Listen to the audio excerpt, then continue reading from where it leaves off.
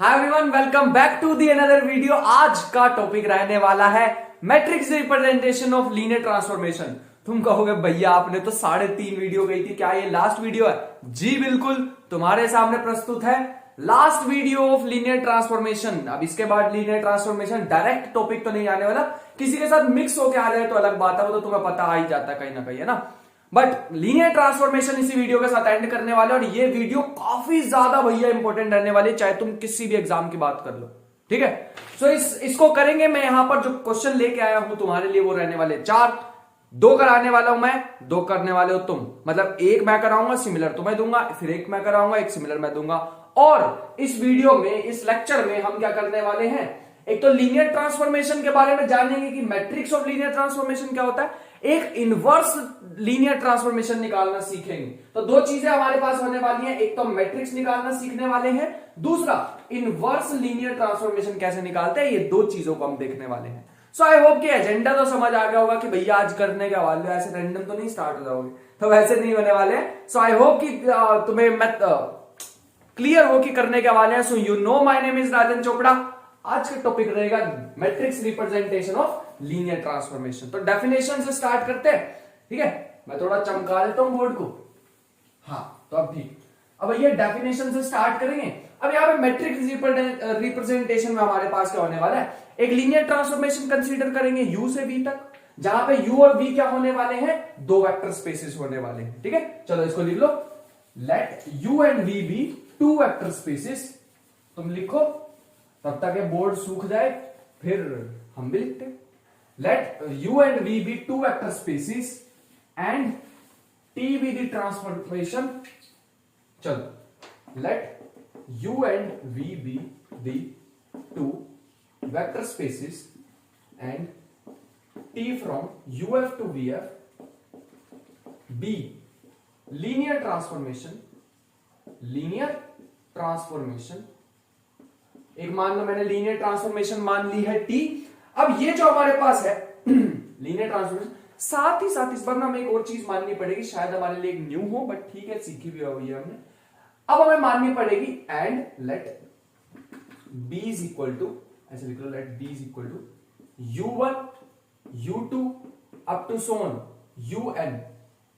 ये किसकी बेसिस मान के चल रहे हैं, u की, ऐसे v की भी बेसिस लिखते हैं। And b dash is equal to v1 v2 v3 up to so on vn। b the basis of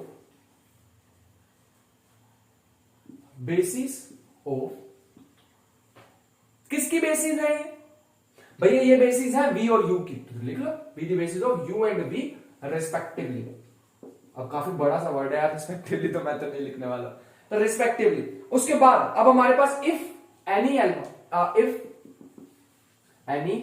alpha belongs to u implies t of alpha belongs to v, then we can write t of alpha is equal to beta।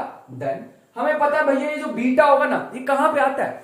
एक चीज तो भैया हम guarantee से दे सकते हैं, guarantee दे सकता हूं मैं ये, कि अगर अल्फा u में से आ रहा है तो ये जो बीटा आएगा ये कहां से आएगा, v में से। अब भैया यही तो था, वो स्टार्टिंग में सिखाया था, आलू डालो सोना निकलेगा, तो आलू यहां से आता है, सोना कौन बनाएगा, वो ये मशीन बनाएगी, और सोना आएगा कहां से, v से। बताया था ना, आलू डालो सोना मिलेगा, तो आलू मिलता था u में, आलू u, याद आया कुछ, और सोना मिलेगा इसमें, जो प्रोडक्ट होगा, और बनाएगा कौन इनको, ट्रांसफॉर्मेशन। तो देन हमें एक बात पता है कि भैया अगर ये जो है ये v में आ रहा है, और v की बेसिस अगर मेरे को पता है v1 v2 vn ये है, तो मैं किसी भी एलिमेंट को जो v में आ रहा है, मैं उसको, इस बीटा को लीनियर कॉम्बिनेशन लिख सकता हूं इसकी बेसिस का। समझ आया, वो याद आया, वो हमने स्टार्टिंग में किया था। मतलब ये जो बीटा है हमारे पास, t of alpha is equal to, ये जो बीटा है हमारे पास, बीटा है, मैं इसको लिख सकता हूं लीनियर कॉम्बिनेशन ऑफ दीज, इसके लीनियर कॉम्बिनेशन में मैं लिख सकता हूं। तुम कहोगे भैया ऐसे तो आप अलग अलग एलिमेंट डाल सकते हो, पहले आप u1 डालोगे अलग आ जाएगा, u2 डालोगे अलग एक इमेज आ जाएगी, beta 1 beta 2 beta 3 beta 4 up to so. ऐसे करोगे क्या भैया, हाँ यही करने वाले हैं। चलो आ जाओ लिख लेते हैं फिर इसे साथ में मिलके। अच्छा एक काम करते हैं, इसमें मान लेते हैं हमारे पास है m वेक्टर, और इसमें मान लेते हैं n वेक्टर, जरूरी नहीं है ना सेम हो, इसलिए मैंने अलग अलग मान ली। ठीक है, सबसे पहला t ऑफ u1 हमारे पास आ जाएगा β1, जिसको हम ऐसे भी लिख सकते हैं a11 v1 plus a12 v2 up to Son a1 कितने आएंगे ये, ध्यान से n, नहीं समझे, अरे ये n है ना इसका बेसिस एलिमेंट जिसमें हम लिख रहे हैं, और यहां पे आ जाएगा vn। ठीक है, चलो अगला लिखते हैं। u2 बताओ क्या आ जाएगा, तो आ जाएगा β2 a21 v1 plus a22 v2 up to सोन। अब ये तुम कहोगे या फिर से आपने लीनियर कॉम्बिनेशन लिख दिया, हाँ लीनियर कॉम्बिनेशन अलग होगा, लेकिन इसी का ही लीनियर कॉम्बिनेशन होने वाला है, बेसिस का ध्यान रखना। स्टार्टिंग से अगर जिसका बेस बन रखा है उसको कोई दिक्कत नहीं आने वाली है, जिनका नहीं बन रखा भैया वो थोड़ा सा केयरफुल हो जाओ और स्टार्टिंग से लेक्चर देख लो। सबसे लास्ट एलिमेंट इसमें कौन सा है, m है। अगर मैं इसको भी डाल दूंगा β2 तो ये हमारे पास बनने वाला है, तो मैं बेसिस वेक्टर की ही ट्रांसफॉर्मेशन देख रहा हूं, ये आ जाएगा m1 mth एलिमेंट है v1 m2 v2 अरे v2 plus up to so on a mn vn। ठीक है, तो यहां पे हमारे पास पिक्चर बढ़िया एकदम, अरे दैट इज इट, हो गया, बस इतना ही था, लो बना दिया हमने। अब इसको भैया मैट्रिक्स फॉर्म में कैसे चेंज करें, बस ये पता लग जाए कि इसको मैट्रिक्स फॉर्म में चेंज कैसे करते हैं, फिर तो हो ही जाएगा। तो मैं इसको बताता हूं मैट्रिक्स फॉर्म में कैसे चेंज करते हैं। पहले तो सबसे पहले यहां एक मैट्रिक्स बना लो, tu1 tu2 up to so on tum लिख लेना, ठीक है। यहां पे लिखो एक मैट्रिक्स बना लो इसकी a11 a21 up to Son am1, ठीक है, ये वाली लाइन। फिर दूसरी लिखो a12 up to Son a1n, यहां आ जाएगा a22 up to Son a2n, यहां पे भी अप टू सोन am2, और लास्ट में क्या आ जाएगा am, और साथ में ये वाले एलिमेंट लिख लो जो हमें लिखने हैं, that is v1 v2 up to so on vn, यहां पे कितना आएगा vn। तुम खुद ही सोच के देख लो भैया, पहले इसको इससे करोगे तो पहले वाली रो मिल जाएगी, फिर मल्टीप्लीकेशन तो आते हैं मैट्रिक्स की, फिर दूसरे वाले को इससे करोगे दूसरी मिल जाएगी, तीसरे को करोगे तीसरे मिल जाएगी, m को करोगे तो ये वाली मिल जाएगा। भैया सही चल रहे हैं, क्या भैया यही है वो matrix representation of linear transform? नहीं, ये नहीं है, नहीं ये नहीं है, बिल्कुल भी नहीं है। इसका अगर तुम ट्रांसपोज ले लोगे तो वो है, ठीक है। Transpose of this matrix is called matrix representation. मेरे ख्याल से तुमने ऊपर का लिख लिया होगा सारा, चलो आ जाओ। इसका भी वैसे ऐसे कोई फालतू मैट्रिक्स नहीं है, इसका भी एक नाम होता है, this is called coefficient matrix. तो इसका भी एक नाम लिख ही लो, अगर लिख ही रहे हैं तो, this is called coefficient matrix, coefficient matrix, ठीक है। चलो अब कोफिशिएंट मैट्रिक्स का ट्रांसपोज ले लो तो वो क्या बन जाएगी हमारे पास, ट्रांसपोज ऑफ, ट्रांसपोज का मतलब तो पता ना, वो सारी रोज को कॉलम में चेंज कर दो, वही transpose of coefficient matrix is equal to matrix of linear transformation, LT. चलो देख लो, बस इतना ही था, मैट्रिक्स ऑफ लीनियर ट्रांसफॉर्मेशन। इसको लिखने का तरीका क्या है, T B B dash, B की बेसिस यू वाली होती है, बी की बेसिस, और बी डैश क्या है, वी, जो कि वी की बेसिस होती है, ठीक है। यहां पे u से v अगर हम जाए तो ऐसे होता ना, हाँ। अगर भैया क्या होगा, अगर हम u से u ही जाएंगे तो, या v से v ही जाएंगे तो क्या होगा, vf से लेके vf ही चले गए तो क्या करेंगे, तो इसकी मैट्रिक्स कुछ ऐसे बनती है T B, that is it, बस इतने, बस इतनी सी, या इसको ऐसे भी लिख देते हैं कभी कभी टी ऑफ बी, बस इतना सा लिख लो, बढ़िया एकदम। अरे भैया इतना ही था, बस बाकी तो क्वेश्चन है, यही थी इसकी। तो पहले हम क्या करेंगे, पहला स्टेप होगा जो भी हमारे को दी होंगी उसकी बेसिस, उसकी ट्रांसफॉर्मेशन निकालेंगे।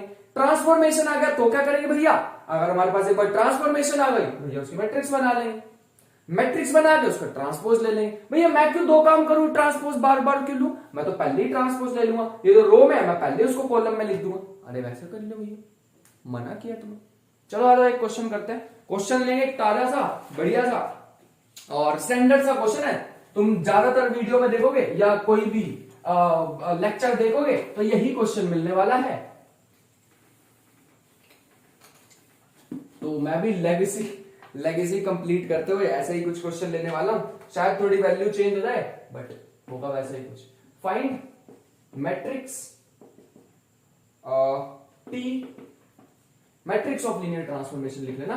टी दिया हुआ है from V3R to V3R given by transformation दी हुई है TABC, TABC तो मैं दिया हुआ 2B प्लस सी, ऐसे लिख लो 2B प्लस सी। दूसरा दिया हुआ है A माइनस 4B और 3A, ये दिया हुआ है और बोला हुआ है कोरस्पॉन्डिंग टू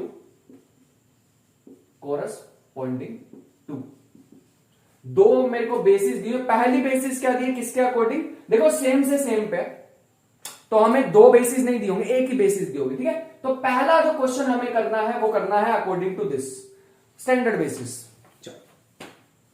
पहला करना है स्टैंडर्ड बेसिस पे, इजी क्वेश्चन है, कुछ भी नहीं, ठीक है। स्टैंडर्ड बेसिस लेके मेरे को मैट्रिक्स निकालनी है 0 1 0 0 0 1। चलो बताओ इसकी मैट्रिक्स क्या होगी, आंसर या सॉल्यूशन कुछ भी लिख सकते हो, बताओ इसकी मैट्रिक्स क्या होगी। भैया एक काम करते हैं ना, पहले हम एक काम करते हैं, ये जो दिया हुआ ना ये ऐसे बढ़िया नहीं लग रहा, इसको ना E1 E2 E3 मान लें। जनरल अगर तो कभी भी स्टैंडर्ड बेसिस लिखोगे तो इसको हमेशा E1 मान लो, और ये हर बुक में ऐसे ही होगा यार, हर बुक में ऐसे ही होगा। कहीं और जाओगे वहां भी ऐसे ही लिखा होगा कि भैया इसको E1 E2 E3 मान लो, हर स्टैंडर्ड बुक में ऐसे ही लिखा होता है। कोई भी स्टैंडर्ड बुक देखो E1 E2 E3 लिखा होता है, these are called standard basis, ठीक है। मैंने लास्ट लेक्चर्स में यूज भी कराई है बहुत जगह, तो भैया ठीक है लिख लिया आपने। इसके बाद अगर मैं ट्रांसफॉर्मेशन लू E1 की तो क्या आएगी, मतलब 1 0 0 की ट्रांसफॉर्मेशन लू तो क्या आएगी, डाल लो यहां पे, डाल लो कितना आ जाएगा। अगर मैं 1 0 0 की ट्रांसफॉर्मेशन लू तो यहां पे डाल लू T ऑफ 1 0 0 जो कि आ जाएगी, इसमें 1 0 डाल लोगे तो भैया पहला मेरे को दिखाई दे रहा है 0 क्योंकि यहां तो A है ही नहीं, दूसरे में डालोगे तो 1 आ जाएगा, तीसरे में डालोगे तो 3 आ जाएगा, समझे। अब इसको मेरे को लिखना है। अब तुम कहोगे भैया ये वाली किसकी बेसिस है, अरे भैया ये इसकी भी बेसिस है, इसकी भी बेसिस है, अरे दोनों की बेसिस ही सेम है यार, मैं क्या कर सकता हूं उसमें ना। अब भैया क्या ऐसा भी हो सकता है दोनों की बेसिस अलग अलग दूंगी, हाँ अरे क्यों नहीं होगा।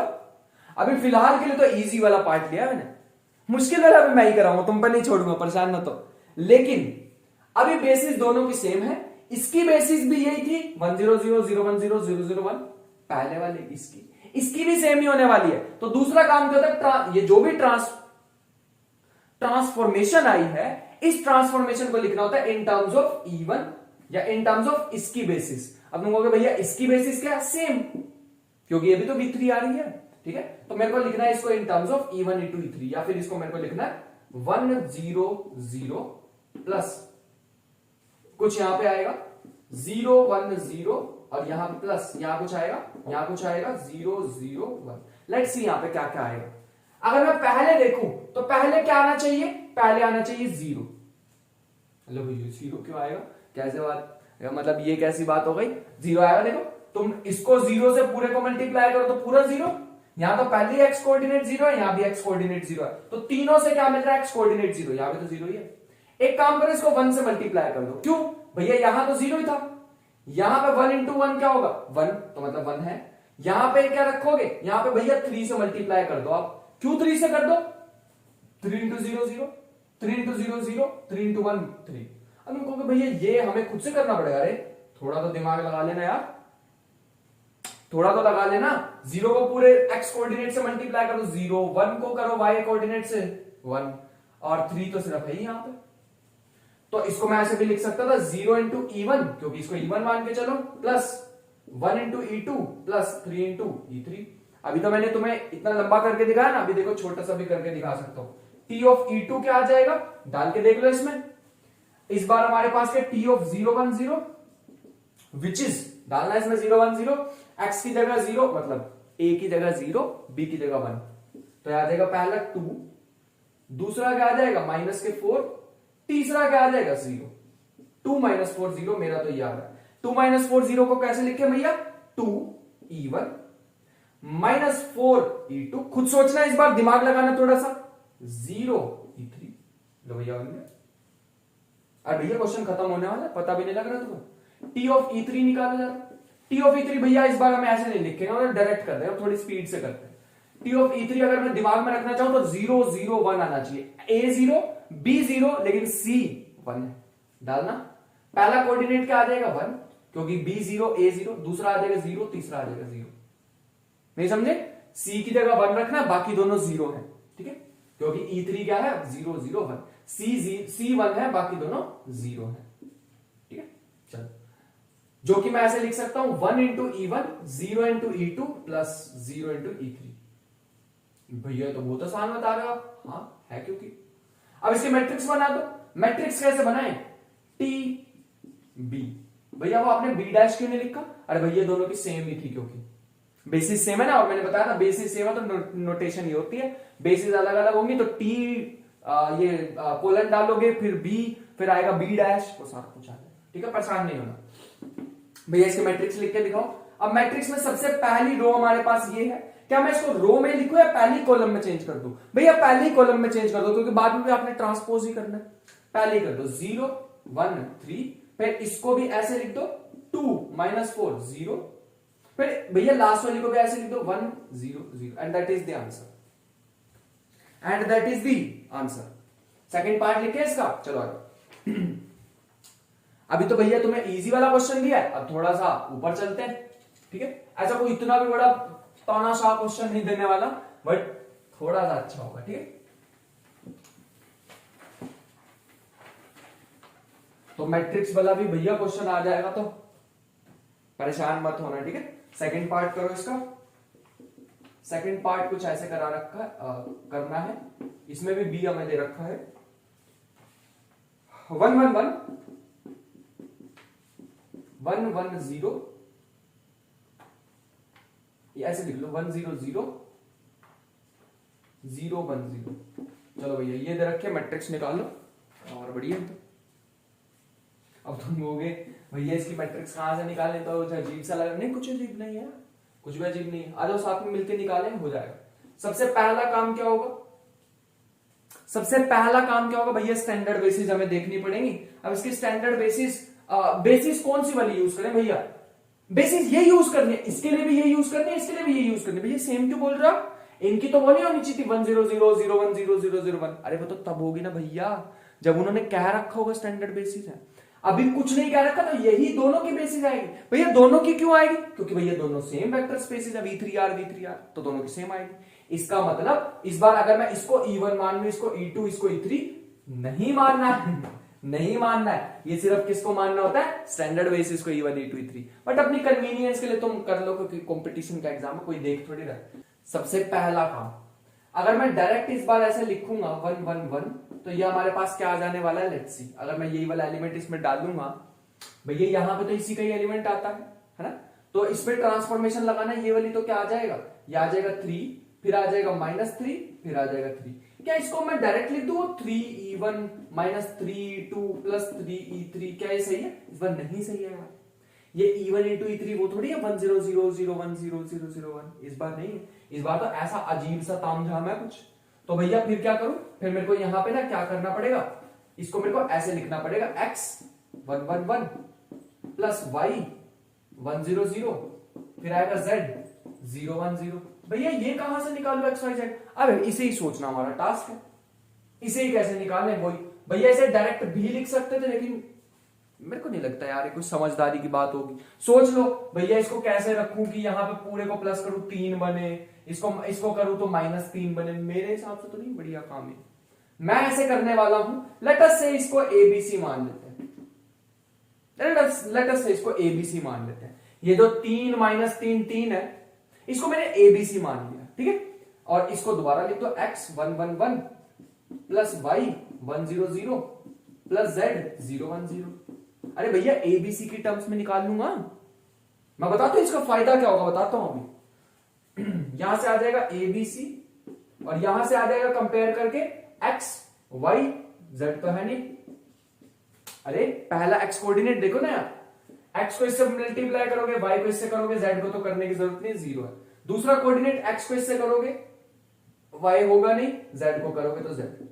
तीसरा देखो x, y है नहीं, z है नहीं, तो आ गया। कंपेयर करना जरा, x plus Y equal to a, Y X plus Z equal to B और एक्स इक्वल टू सी।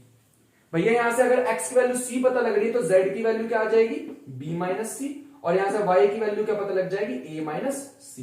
लो पता लग गया मेरे को x y z। तो x y z की मेरे पास एक बार वैल्यू आ गई, डाल दें x y z की वैल्यू। पहले इसे नोट कर लो, थोड़ा सा मेरे को रब करना पड़ेगा, या मैं नीचे कर देता हूं, थोड़ा सा ही तो है। 1 1 1, एक मिनट, वीडियो चल रही है, एकदम बढ़िया चल रही है। हाँ, तो आ जाएगा 3 माइनस 3 3।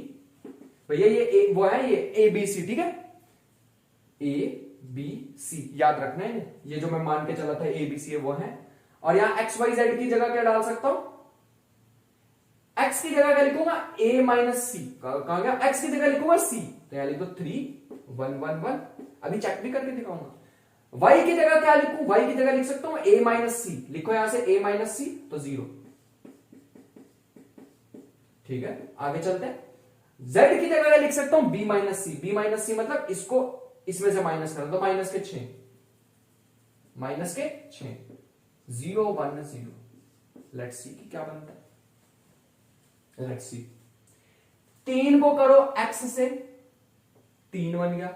0 को करो 1 से 0, माइनस 6 को करो 0 से तो 0, 3 आना चाहिए यहां पे, आ रहा भैया 3। 3 को करो 1 से तो 3, 3 को करा 1 से 3, 0 को करा 0 से खत्म, 6 को करा माइनस 6 को करा 1 से तो -6, यहां आया तो 3, यहां आया -6 तो -3, आ रहा भैया -3। 3 को करा 1 से तो आया 3, 0 को करा 0 से तो खत्म, 0 को करा 6 से तो खत्म, तो 3 आना चाहिए भैया, आ रहा 3, मतलब सही है। अब देखो कितना आसान हो गया, इसको लिख लिया, ये लिख लिया, चलो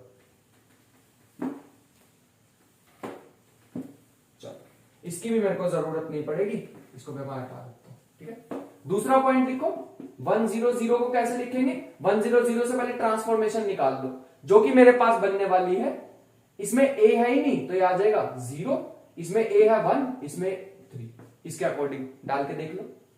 यहां पे क्या लिखेंगे भैया, ये फिर से a b c, क्या आता था x times 1 1 1 plus y times 1 0 0। भैया इसकी ना प्रैक्टिस कर लेना, सीरियसली बोल रहा हूं, इसकी प्रैक्टिस तुम्हें करनी पड़ेगी, वरना ये मेथड थोड़ा समझ नहीं आएगा तुम्हें। एक्स वाई जेड में कैसे निकाल दूं, निकाल तो लिए, मेरी तो प्रैक्टिस है, तुम्हें भी करनी पड़ेगी। एक्स की जगह क्या लिख दो सी, यहां से वाई की जगह क्या लिख दो बी माइनस सी, ए माइनस सी कितना है -3।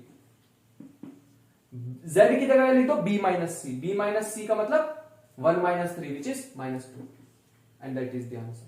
ठीक है, आगे चलो, t 0 1 0 भी लिखना है अभी, जो कि आ जाएगा 0 1 0 डालना उसमें, तो पहला आ जाएगा 2, दूसरा क्या आ जाएगा, दूसरा आ जाएगा -4, और तीसरा क्या आ जाएगा, तीसरा आ जाएगा 0, क्योंकि a 0 है।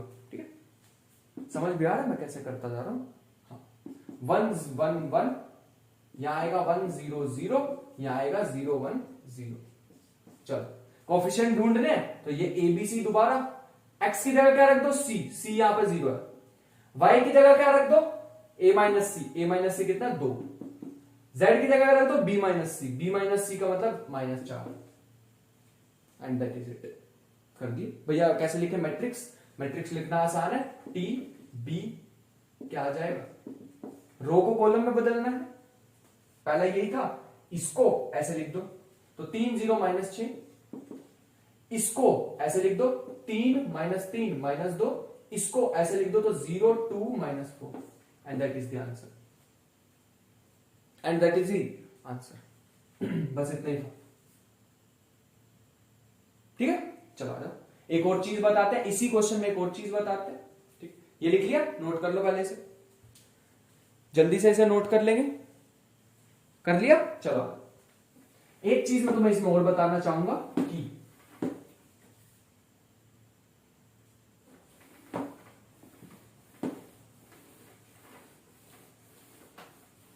एक चीज इसमें और एक्स्ट्रा बताना चाहूंगा कि हमारे पास इसमें नेक्स्ट निकालना है। ठीक है, नेक्स्ट हम निकालना चाहेंगे अल्फा बी, इसी के साथ निकाल दो alpha B, alpha B, beta नहीं बी। चलो ये निकाल के दो। अब तुम कहोगे ये क्या लिख रहे हो, क्या लिख रहे हो? पहले तो अल्फा आया कहां से भैया? अल्फा आया अल्फा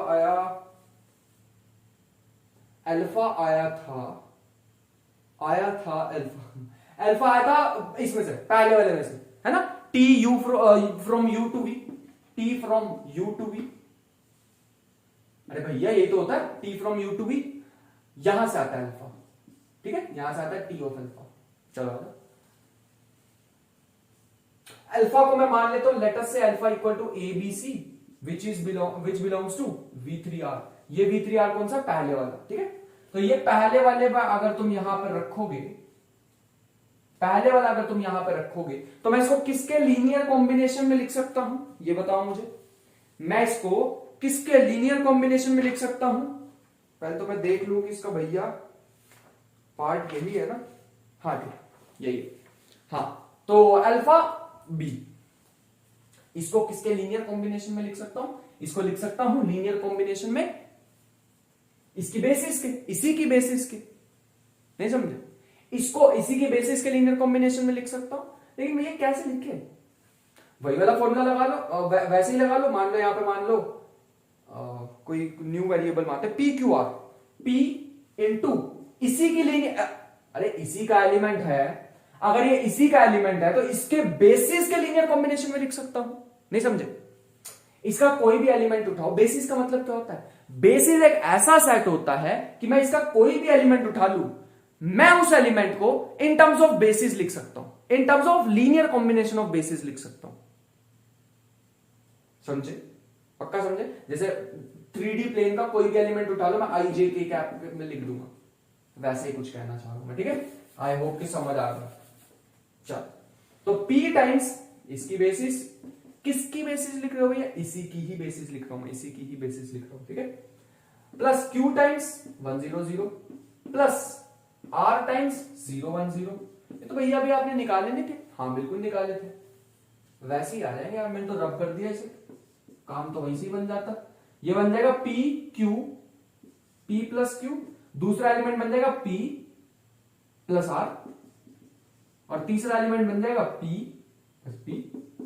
यहां से कंपेयर करो तो P की वैल्यू आ जाएगी C, Q की वैल्यू आ जाएगी B माइनस C। देख लो भैया मैं तो ऐसे ही लिख जा रहा हूं। R की वैल्यू आ जाएगी B माइनस C, और Q की वैल्यू मेरे को दिखाई दे रही, अरे मैं तो लिखी थी यार, वही तो लिख रहा हूं। अब वो इत्तेफाक है कि भैया सेम आ गई, दोनों की बेसिस अलग दी होती तो जान निकल जाती। हाँ तो Q हमारे पास क्या आ गया? A माइनस सी आ गए पी क्यू आर।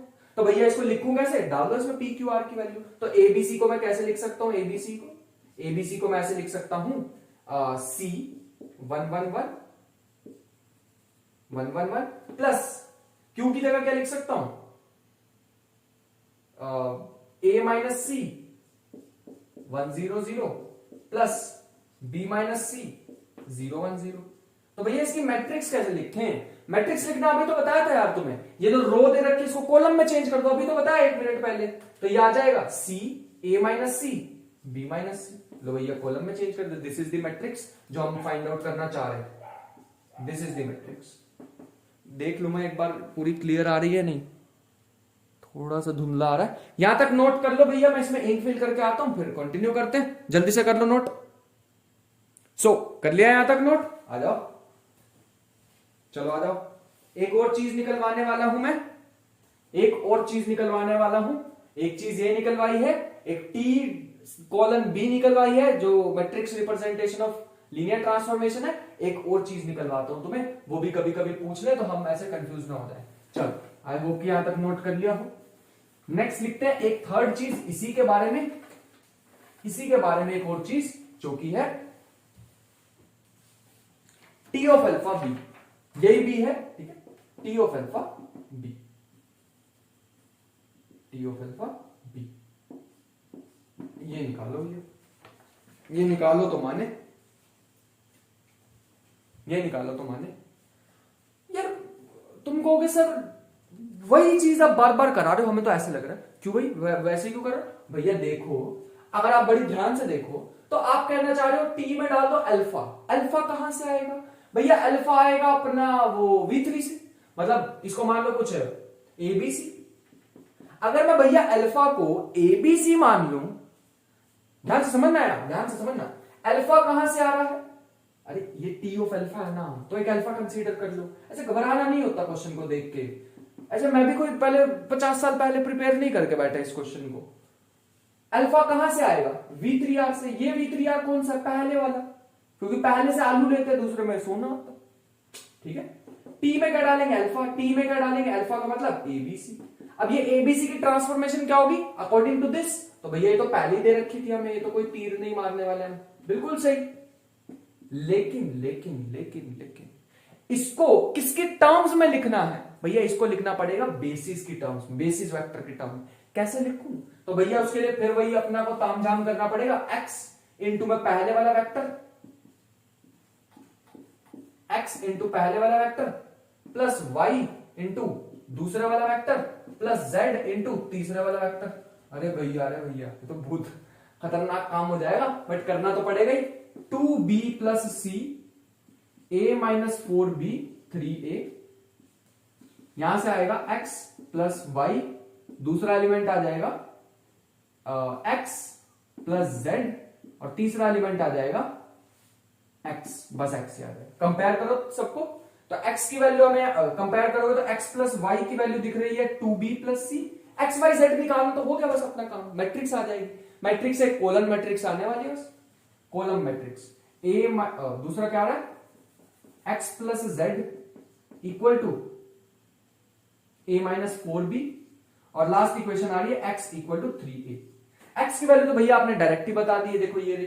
y की वैल्यू भी यहां से आ जाएगी, y क्या आ जाएगा, y इक्वल टू x इधर भेज दो, और x की वैल्यू क्या है 3a, तो ये हो जाएगी 2b plus c minus 3a।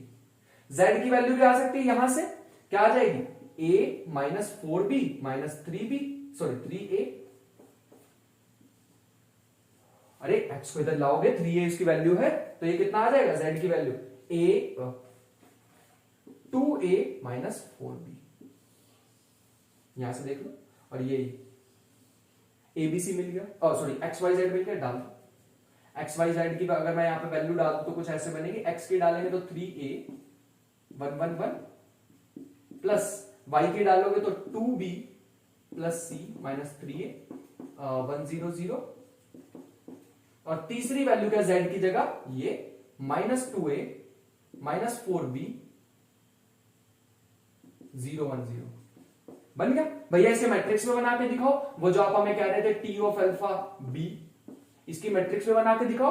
T of alpha का मतलब ट्रांसफॉर्मेशन, और इसका मतलब बेसिस लेनी है, बेसिस लेनी है इसकी, ये वाले की, दूसरे वाले की बेसिस लेनी है। अरे ट्रांसफॉर्मेशन के बाद जो बेसिस लिए ना, ये वाली जो बेसिस ली है, ये भैया मैंने किसकी बेसिस लिया है, बी की, इस वाले की। अभी तुम्हें बहुत ज्यादा कंफ्यूजन हो रही है क्योंकि दोनों की बेसिस ही सेम है। अभी देता हूं बेसिस अलग, दोनों की बेसिस अलग देता हूं बेटा, फिर देखना। तो ये हमारे पास क्या आ जाएगा, इसको कॉलम में लिख दो तो आ जाएगा 3a 2b माइनस 3a, नहीं रुको, 2b माइनस 3a नहीं, 2b plus c minus 3a, और तीसरा एलिमेंट क्या है, माइनस 2a माइनस 4b। लो ये बन गया आंसर। और तुम्हें एक सरप्राइज बात बताएं, अभी हमने स्टार्टिंग में क्या निकाला था, टी बी, दूसरी चीज क्या निकाली थी, अल्फा बी, और तीसरी चीज क्या निकाली है, टी ऑफ अल्फा बी। तुम ये दोनों को वेरीफाई करके देखना, इन दोनों को मल्टीप्लाई करना, इससे पिछला पार्ट और उससे पिछला पार्ट दोनों को मल्टीप्लाई करके देखना इस बेसिस का अकॉर्डिंग, और देखना वो इसके इक्वल आएगा। चेक करके मेरे को वेरीफाई करके बताना है भैया इसके इक्वल आ रहा है या नहीं आ रहा। मैं एक क्वेश्चन मॉडिफाई करके देता हूं जिससे सारी की सारी कंफ्यूजन ही खत्म कर देते हैं। यहां तक नोट कर लो, कर लिया, चलो मैं एक बढ़िया सा क्वेश्चन देता हूं तुम्हें बना के, जिससे सारी कंफ्यूजन ही खत्म हो जाएगी। एक क्वेश्चन ऐसा कराता हूं खुद के दिमाग से निकाल के, तो भैया इसका कोई सॉल्यूशन कहीं नहीं मिलने वाला, क्योंकि अभी अभी तुम्हारे भाई के दिमाग से निकलने वाला question. So get ready to fight. चलो एक बढ़िया सा क्वेश्चन बना देते हैं तुम्हारे लिए। टी दे रखे ट्रांसफॉर्मेशन, कुछ v ऑफ f से u ऑफ f से v ऑफ f की तरफ। भैया आप दे रहे हो तो कुछ खुराफाती तो आने वाला। तो बेसिस पहले की हमें दे रखी है स्टैंडर्ड बेसिस 100, मान लो 3 डायमेंशनल स्पेस है, इतना ज्यादा परेशान नहीं कर रहा हूं मैं, ठीक है। पहले की तो स्टैंडर्ड बेसिस दे रखी थी, लेकिन दूसरे वाले में क्या कर दिया, दूसरे की जो बी डैश है वो हमें दे दी 1 1 0 0 1 1 1 1 1 और तीसरी दे दी 0 1 1।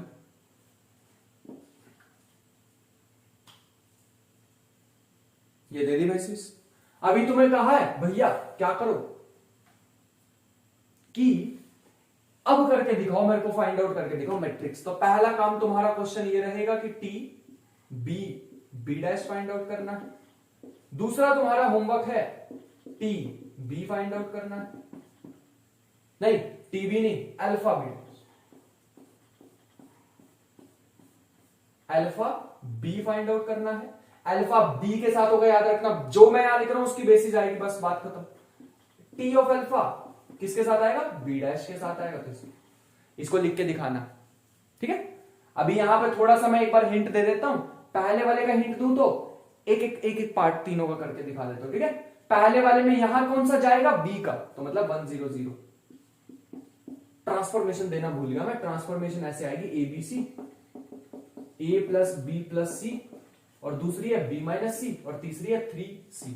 अब करके दिखा देना, ठीक है। हाँ, तो इसका क्या बनेगा, ट्रांसफॉर्मेशन लगानी पड़ेगी। ट्रांसफॉर्मेशन के अकॉर्डिंग ए की जगह 1 1 1 1 पुट कर दो, बी और सी की जगह 0, तो ये बन जाएगा 1 0 0। फिर से वही बन गया भैया। इसकी जगह 1 पुट करा है, 0 0 0 0 0। इसको किसके टर्म्स में लिखना है इस बार ध्यान से, इसको किसकी टर्म्स में लिखना है, इनकी टर्म्स में लिखना है।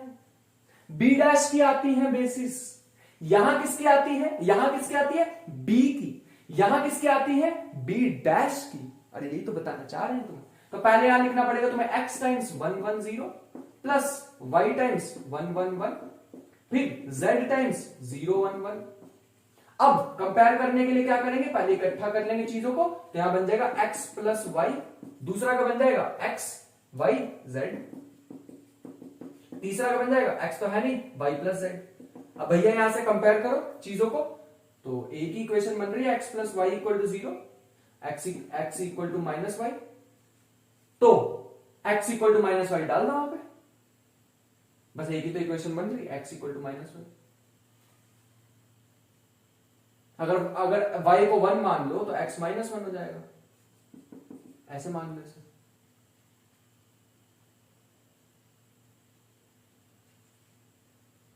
डाल के देखो आंसर आ जाएगा।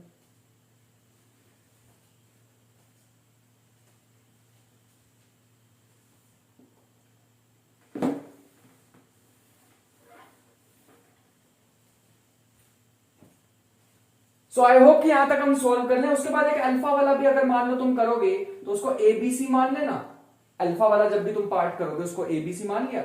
अब ये जो एबीसी है इसको फिर इन टर्म्स ऑफ यही लिखना है 1 1 0 प्लस ये एक्स, यहां से एक्स अलग आएंगे, याद रखना एबीसी के टर्म्स में आएंगे यहां पे एक्स। ये हमारे पास आ जाएगा y 1 1 1 और z आ जाएगा 0 1 1, ठीक है। अभी तुम्हें यहां से एबीसी की टर्म्स में एक्स वाई जेड को निकालना पड़ेगा, फिर वो एक्स वाई जेड की वैल्यू यहां पर भी डाल दोगे, और अल्फा वाले के लिए भी सेम ही आती है वो, ठीक है। एक मिनट रुको, कुछ गड़बड़ की है मैंने, हाँ गड़बड़ की है। यहां पे कौन सी वाली आएंगे भैया बेसिस, अल्फा के लिए अगर मैं लिख रहा हूं, पहले मैं अगर पहले वाले पार्ट के लिए लिखूं, पहले वाले पार्ट के लिए लिखूं, इसके लिए अगर मेरे को एक्स वाई जेड चाहिए तो मेरे को यही फॉर्मूला लगाना पड़ेगा। अगर मैं सेकंड वाले पार्ट की बात करूं तो मेरे को ऐसे लगाना पड़ेगा p टाइम्स किसकी बेसिस, इसकी ही बेसिस, तो आ जाएगी 1 0 0 प्लस q टाइम्स इसकी ही बेसिस जो कि आ जाएगी 0 1 0 प्लस r 0 0 1। ये किसका था भैया, आपने गलती से कर दिया था, ये आपने कर दिया था इसी का ही, जो एक्स वाई जेड की हमें वैल्यू निकालनी थी एबीसी के टर्म्स में, वो इसका पार्ट था। तो अगर मैं इसको कंपेयर कर लूं तो यहां से क्या आ जाएगा, यहां आ जाएगा एबीसी इक्वल टू, ये बन जाएगा एक्स प्लस वाई, दूसरा एलिमेंट क्या बन जाएगा X plus Y plus Z, दूसरा एलिमेंट बन जाएगा X plus Y plus Z, और तीसरा एलिमेंट क्या बन जाएगा वाई प्लस जेड।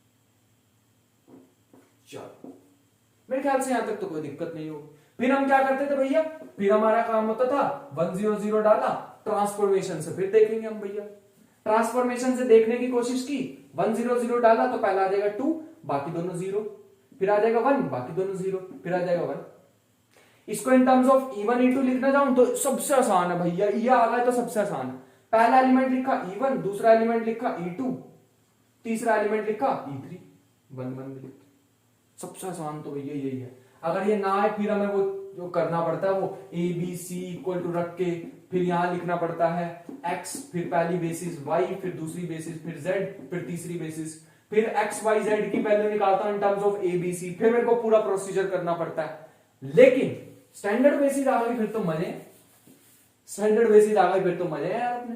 ये आ जाएगा 0 1 0, 0 1 0 के लिए देखें तो पहला आ जाएगा 1, दूसरा आ जाएगा 1 और तीसरा आ जाएगा कुछ भी नहीं 0, क्योंकि यहां y है ही नहीं। तो ये बन जाएगा 1 टाइम A1, 1 टाइम A2 और 0 टाइम E3। T ऑफ 0 0 1 क्या आ जाएगा, जो कि बन जाएगा 0 0 1 डालेंगे तो 1 2 -2, जो कि बन जाएगा 1 E1 2 E2 -2 E3। ठीक है।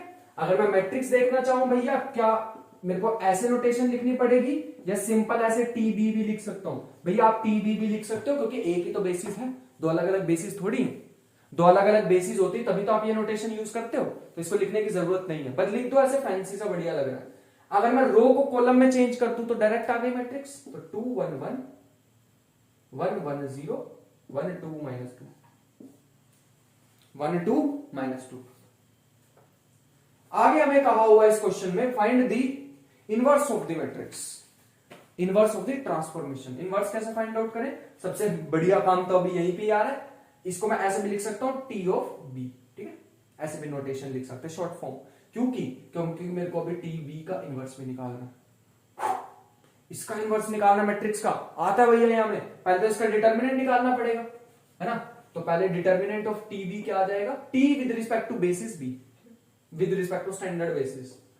तो भैया इसका डिटर्मिनेंट निकालने अगर हम जाएंगे तो ये आ जाएगा 2, फिर इसका लेते हैं -2 0, फिर बीच वाला ये आ जाएगा -2 -2, और फिर आ जाएगा 1 0 -1, जो कि आ जाएगा -4 +4 और +1 विच इज 1, पॉजिटिव का 1, ठीक है, सॉरी नेगेटिव का 1। यहां नेगेटिव आएगा, देखो यहां नेगेटिव आएगा तो नेगेटिव का 1, ठीक है। अब एडजॉइंट ऑफ ए निकालना पड़ेगा, एडजॉइंट ऑफ ए निकालना पड़ेगा। एडजॉइंट ऑफ ए कैसे निकालते थे भैया, एडजॉइंट ऑफ ए के लिए तो प्रोसीजर है पूरा, निकालते हैं साथ मिलके। टाइम तो अपने पे ही, A12 A21 A11 12 13 21 22 23, फिर 31 32 33,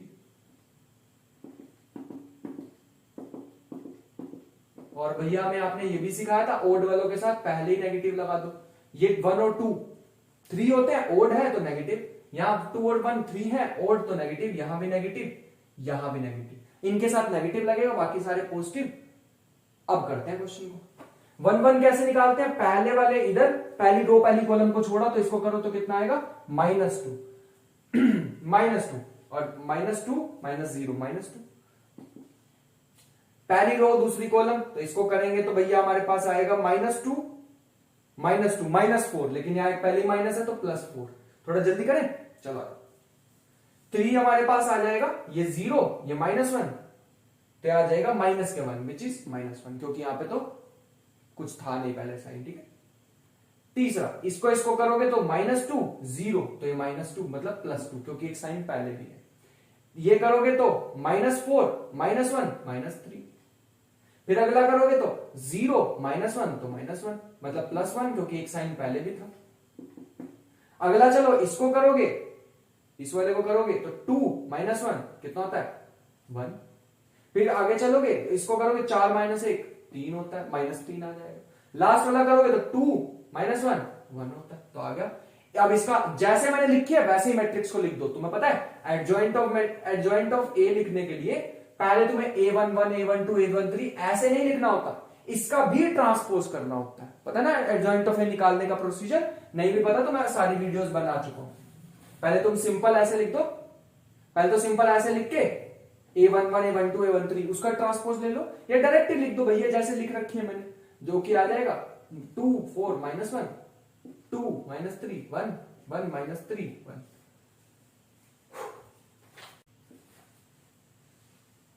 एडजॉइंट आ गया। टी इनवर्स हमारे पास क्या आ जाएगा भैया? इनवर्स होता है एडजॉइंट ऑफ ए अपॉन में मैग्नीट्यूड नहीं, डिटर्मिनेंट। अब डिटर्मिनेंट हमारे पास अगर तुम बड़ी ध्यान से देखो -1 आ रहा। अभी भैया इनके सारों के साइन चेंज कर दो तो ये आ जाएगा 2 -4 1 2 -2 3 -1 -1 3 -1। आ गया टी इनवर्स। लास्ट स्टेप रहेगा जो कि मैं यहां पे करने वाला हूं। लास्ट स्टेप में मैं क्या करूंगा, T B inverse X Y Z यहां लिखते हैं ऐसे, और ये वाली पूरी मैट्रिक्स लिखना यहां पे, और यहां लिख देना ऐसे एक्स वाई जेड। ऐसे क्यों लिखा? क्योंकि मैट्रिक्स मल्टीप्लीकेशन करनी है ना, इसको इससे करोगे तो पहला एलिमेंट मिल जाएगा, थोड़ी जगह कम ही बचा लेते हैं, कर लेंगे हम इसमें। आगे चलो, तो हमारे पास क्या आ जाएगा, T B inverse X Y Z और 2 -4 1 -2 3 -1 -1 3 -1 X Y Z. Matrix multiplication करो तो पहला एलिमेंट मुझे दिखाई दे रहा है 2x -2y -z। दूसरा एलिमेंट क्या आ जाएगा? दूसरा एलिमेंट इसको इससे करोगे तो -4x + 3x sorry 3y 3z। तीसरा एलिमेंट क्या आ जाएगा? x - y - z आ गई। This is called inverse transformation. एक क्वेश्चन तुम्हें भी देने वाला हूं, पूरा प्रोसीजर दोबारा देखो और उसको करो, ठीक है? एक क्वेश्चन तुम्हें देने वाला हूं, चलो आ जाओ। एक क्वेश्चन तुम लिखो, टी दे रखा है वही फ्रॉम R3 to R3। क्या भैया बेसिस अलग भी हो सकती है? बिल्कुल अलग हो सकती हैं। बी लीनियर ट्रांसफॉर्मेशन, और ट्रांसफॉर्मेशन दे रखी है Tx/y/z 2x - z 3x + 2z x + y - z। Find formula of T inverse. Find formula of T inverse with respect to standard basis. मैंने सिर्फ ट्रांसफॉर्मेशन चेंज किया, बाकी कुछ भी चेंज नहीं किया। With respect to standard basis मैंने कुछ भी चेंज नहीं किया, लिटरली कुछ भी चेंज नहीं किया, बस एक छोटी सी चीज चेंज की है, ट्रांसफॉर्मेशन, उसके अलावा कुछ भी चेंज नहीं किया। सो आई होप कि हमें यहां तक चीजें समझ आई होंगी और मजा भी आया होगा लेक्चर में, ठीक है? बहुत सारी प्रैक्टिस भी करनी है इसके बाद। जो मैंने क्वेश्चन दिए वो तो करने ही है, उसके अलावा 1-2 क्वेश्चन और भी कर लेना ताकि हमारा टॉपिक पक्का हो जाए। सो इसी के साथ लीनियर ट्रांसफॉर्मेशन तो होती है कंप्लीट। अब चलते हैं न्यू जर्नी पे। सो तब तक के लिए पढ़ाई करते रहें, मेहनत करते रहें, और मिलते हैं नेक्स्ट वीडियो में। तब तक के लिए बाय बाय।